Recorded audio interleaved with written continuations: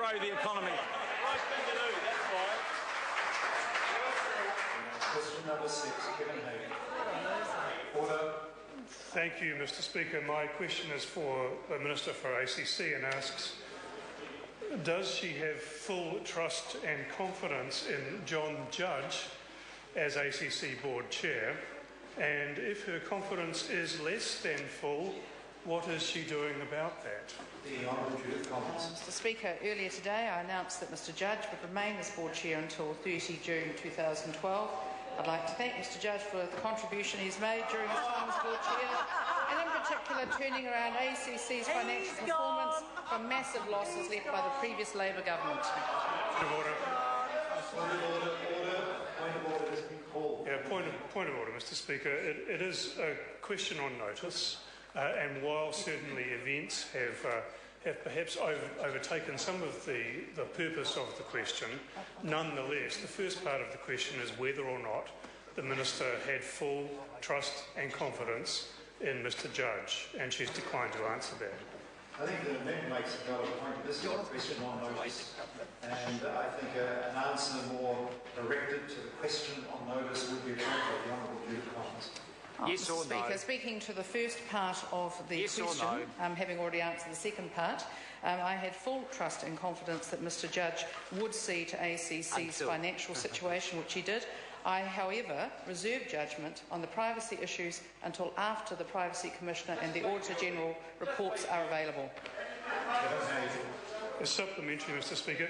Is the Minister concerned about the reports of multiple and repeated privacy breaches in ACC, including private information being mistakenly sent to other claimants and health professionals, and ACC's claims management system being more or less transparent to anyone in ACC, including information about sensitive claimants? The Honourable Judith Collins. Yes. Kevin Hague. Supplementary, Mr Speaker. Given reports of multiple and repeated breaches of good practice by ACC in its claims management, will she ask the Office of the Auditor General to bring forward the review of claims management scheduled for the 2013-14 financial year to address the widespread public concern about ACC's practices?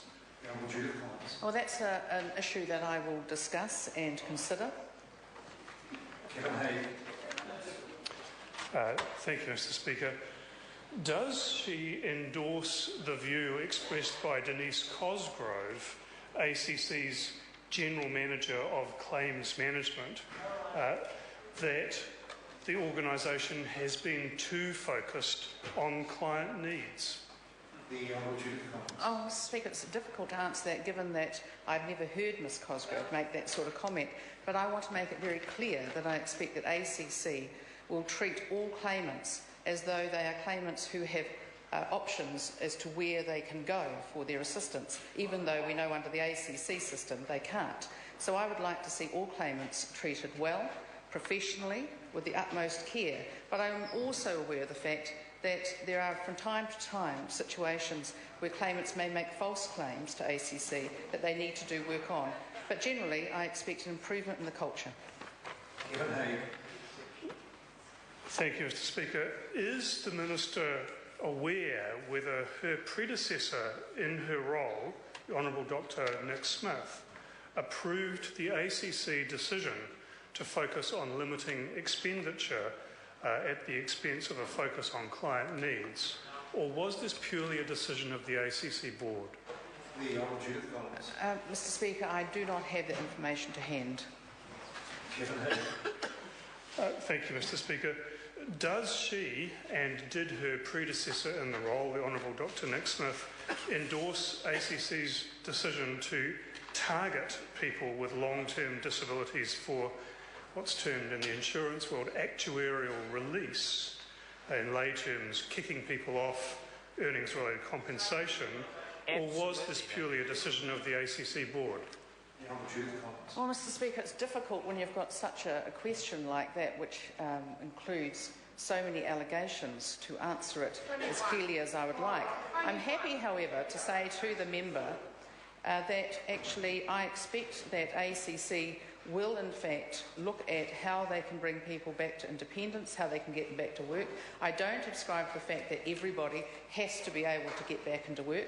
I do, however, believe that where people can, that it is absolutely in their best interests for them to get back into work, because what we do know is that even with physical disabilities, most New Zealanders want to work when they can, and work is very good for them. It's also extremely good for mental health. The right honourable Mr. Peters. Relating to the primary question statement, what is she doing about that? Has the Minister expressed concern that an ACC claimant, with a former National Party President Michelle Bogue, attended a meeting with ACC officials which the claimant taped, and yet at no time offered in good faith to hand back to ACC the material the claimant had improperly received? If not, why not? Mr. Speaker, I've expressed concerns about that matter in the past, but that is currently being reviewed by the Privacy Commissioner and the Auditor General, and I think to comment further at this stage would be inappropriate. The Honourable Trevor Mallard.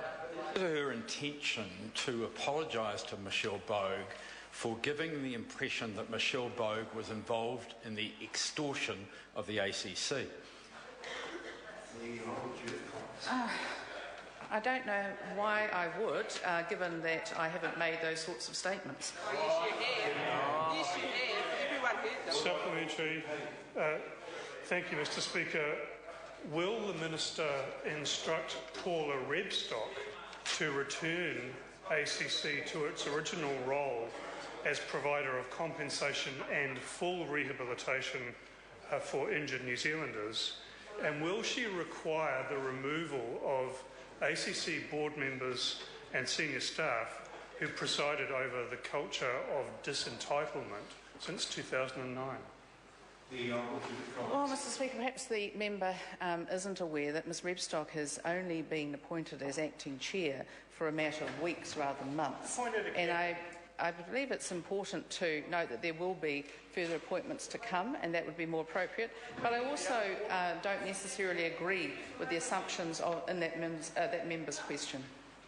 The right honourable Mr. Peters. Is the Minister not concerned that a claimant attending a meeting with ACC officials with the former National Party President Michelle Bogue did not at any point of time offer to hand back the tapes, which moved ACT to say, if this matter is resolved, will we get them back?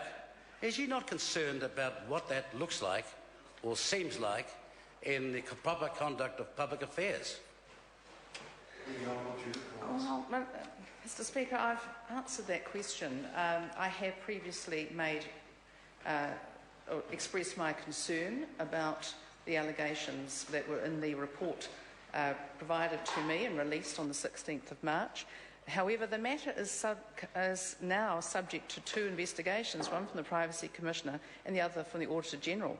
And I don't think it's appropriate for me to wade in there and express my views when both of those agencies are independent and extremely capable of making their own investigations.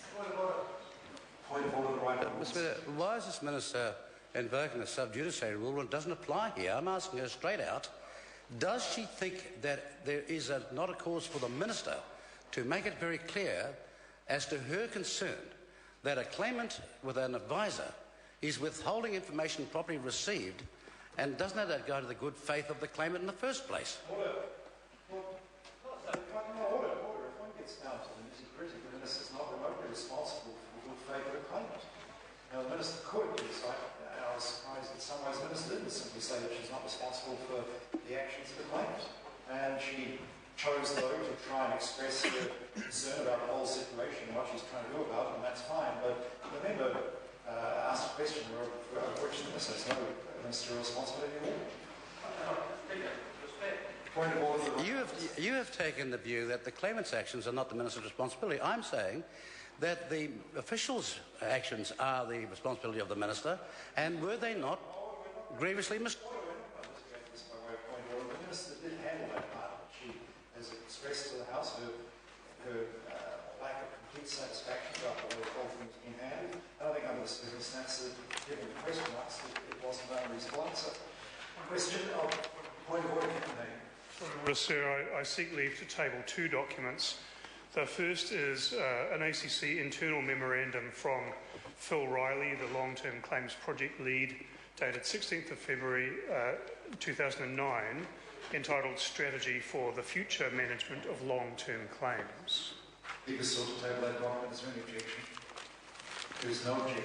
And the second document, sir, I seek leave to table is a transcript of a presentation entitled ACC The Winds of Change, delivered by Denise Cosgrove and Darryl Frank to the Institute of Actuaries of Australia, and that's dated the 20th to 22nd November 2011. Leave us to table that document. Is there any objection? There is no objection. Question number 7, Dr. Chapman.